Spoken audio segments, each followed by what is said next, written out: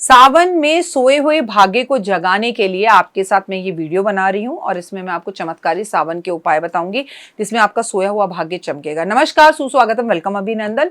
मैं हूँ आपके साथ आपकी अपनी होसन दोस्त डॉक्टर वायरा की आपका स्वागत अभिनंदन करती हूँ आपके मेरे और माता रानी इस खूबसूरत से यूट्यूब चैनल पर। कैसा है मेरा ये संसार? सावन के महीने में खूब दिन रात तरक्की करें आप, लाइफ में बहुत सक्सेस रहें आप।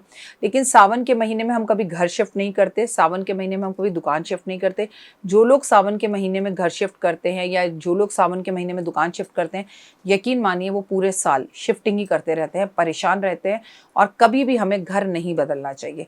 हमारे यहाँ बेटियों को भी अगर मायके भेजा जाता था तो सावन से पहले भेज दिया जाता था और सावन के बाद वापस ससुराल बुलाया जाता था। पर वो ज़माने दूर थे, वो ज़माने अलग थे, ससुराल दूर होते थे, ईमेल्स नहीं होते थे, फ़ोन्स नहीं होते थे, खतों के ज़रिए एक दूसरे को इन्फॉर्मेशन दी जाती थी। एक बार बंदा गया तो वो खुद भी सोचता था कि मैं मायके आई हूँ तो 2-3 महीने रुक कर ही जाऊँ तो वो ज़्यादा बेहतर होगा। तो वो ज़माना जो था ना वो अलग ही था, वो हिसाब किताब ही अलग था। लेकिन अब वो हिसाब किताब तो नहीं है, लेकिन कुछ चीज़ें आज भी हमें फॉलो करनी चाहिए और जिसमें नंबर 1 मैं मानती हूँ कि हमें घर शिफ्टिंग नहीं करनी चाहिए और जो करते हैं अमूमन वो परेशान ही रहते हैं। यदि भाग्य आपका साथ नहीं दे रहा तो सोमवार वाले दिन, सावन के जितने भी सोमवार पड़े, जो भी उपाय मैं आपको बता रही हूँ उसे सावन भादों में करिएगा, सावन में भी करिएगा और भादों के महीने में भी करिएगा। यदि आपका भाग्य चमक नहीं रहा तो सोमवार वाले दिन शिवलिंग पर जल चढ़ाएं और नंदी के पीछे वाले पैर को स्पर्श कर कर और मंदिर की चौखट को स्पर्श जरूर करके अपनी मनोकामना बोल दीजिए।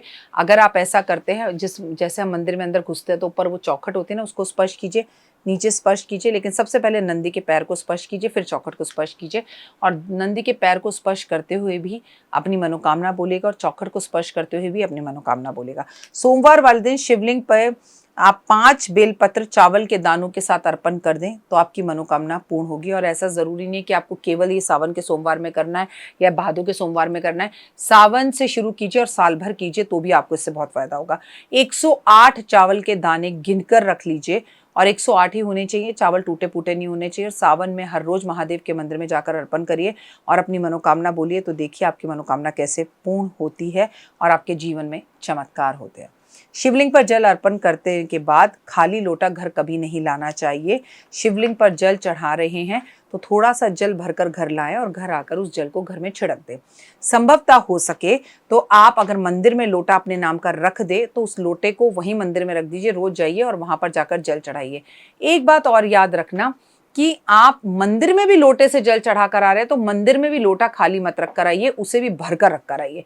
सोमवार वाले दिन आप तांबे के लोटे में पानी भरकर उसमें लाल चंदन मिलाकर इस पानी में बेलपत्र डालकर अगर महादेव पर अर्पण करते हैं, धीरे धीरे कुंचुम कुंचुम थोड़ा थोड़ा, तो आप महसूस करेंगे कि आपके काम तेजी से बन रहे हैं और आप में एक गजब का कॉन्फिडेंस आता जा रहा है। सावन में बेसन से बनी हुई चीज़ों को भगवान पर अर्पण करने से भगवान बेहद खुश होते हैं, जैसे बेसन की मिठाई, बेसन के लड्डू।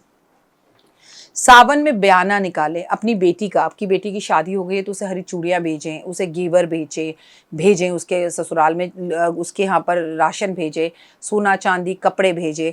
वैसे भी सावन में तीज होती है तो तीज में बेटी को सब कुछ दिया ही जाता है, तो इससे आपका सोया हुआ भाग्य चमकता है। याद रखिए, बेटियाँ शादी से पहले या शादी के बाद उन्हें कुछ देते लेते रहना चाहिए, उन्हें देंगे और लेने में उनसे आशीर्वाद लेंगे और उनकी एक मुस्कान, थैंक यू पापा, थैंक यू मम्मी, तो आपका भाग्य हमेशा होते रहेगा। सावन में पूर्णिमा पर महालक्ष्मी को हल्दी का भोग जरूर लगाएं।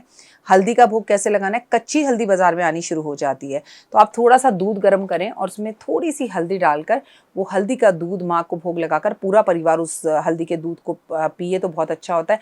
सावन में लक्ष्मी जी के समक्ष बैठकर अगर आप शिव चालीसा पढ़े, अगर आप लक्ष्मी चालीसा पढ़े, आप कनक धारा स्रोत पढ़े, आप विष्णु चालीसा पढ़े तो शिव, विष्णु, महादेव, लक्ष्मी, पार्वती सबकी कृपा आप पर होती है। कहते हैं पार्वती माँ और लक्ष्मी जी बहुत अच्छी मित्र हैं। प्रदोष काल के टाइम पर अगर आप तुलसी के सामने दीपक जलाते हैं शाम के टाइम पर, इससे माँ पार्वती बेहद प्रसन्न होती हैं, माँ लक्ष्मी बेहद प्रसन्न होती है और आपके घर में स्थिर रूप से वास करती हैं। शिव पार्वती माँ को हमेशा केसर की खीर का भोग लगाना चाहिए और सावन में खीर खाने का विशेष महत्व है। चलिए भाई, अब चावल की खीर आप नहीं खा सकते, हमने चावल छोड़ रखा है तो हम साबूदाने की खीर खा सकते हैं। हम सावन में अगर वो नहीं कर सकते तो हम एक चीज़ और कर सकते हैं कि सावन में हम ड्राई फ्रूट्स की खीर बना लें, it is more than enough. सोमवार वाले दिन अनार का रस जो है वो शिव शंभू पर अर्पण जरूर करना चाहिए और फलों के रस भी अर्पण कर सकते हैं। अगर घर में कलेश रहता है तो आपको अपनी बेटी से सावन के मास में अपने घर में एक तुलसी का पौधा लगवाना चाहिए और सुबह शाम उसमें दीपक लगाना चाहिए। सावन में अगर बेटी आपके घर में आती है तो उसके हाथ से गुलाबी कपड़े में थोड़े से अक्षत बंधवाकर अपनी चांदी के एक सिक्के के साथ अपने घर के मंदिर में रखवाने चाहिए। सावन में किसी भी गुरुवार को मंदिर में ब्राह्मण को पीले वस्त्र, पीले पुष्प, पीली मिठाई अर्पण जरूर करनी चाहिए। ऐसा करने से भी आपका सोया हुआ भाग्य जो है वो चमकता है। और सावन में किए गए दान पुण्य के बारे में आपको मैं जितना बताऊं उतना ही उसे आप कम समझिए, उतनी आपकी लाइफ में सक्सेस मिलती है। आप पूरे साल कुछ ना कर सके पर सावन में अपने खाने पीने की और पहनने की कोई भी एक वस्तु जो है उसे ज़रूर छोड़ना चाहिए। जैसे मेरे साथ बहुत सारे लोग छोड़ते हैं, मैं डॉक्टर वायरा की सावन के पूरे 1 महीने में मैं पैरों में चप्पल नहीं पहनती हूँ और खाने में चावल को छोड़ती हूँ और ज़मीन पे सोना पसंद करती हूँ, बिस्तर को त्याग देती हूँ। आप भी ऐसा कर सकते हैं। आप इनमें से सब कुछ नहीं कर सकते तो कुछ एक कर सकते हैं। मुझे चावल बहुत पसंद है, हो सकता है आपकी खाने की कोई और चीज़ हो जिसके बिना आप ना रह सकते हो। भटूरे, जैसे कि पराठे, जैसे कि बैंगन। वैसे भी सावन में ज़मीन में उगी हुई चीज़ों को कम खाया जाता है, कम ग्रहण किया जाता है, तो वो भी आपके लिए काफ़ी बेनिफिट वाला रहेगा। कुछ भी त्याग की भावना से करेंगे तो आपको ज़रूर कुछ मिलेगा। फिलहाल मुझे दीजिए इजाज़त, अपनों का रखिए खास ख्याल।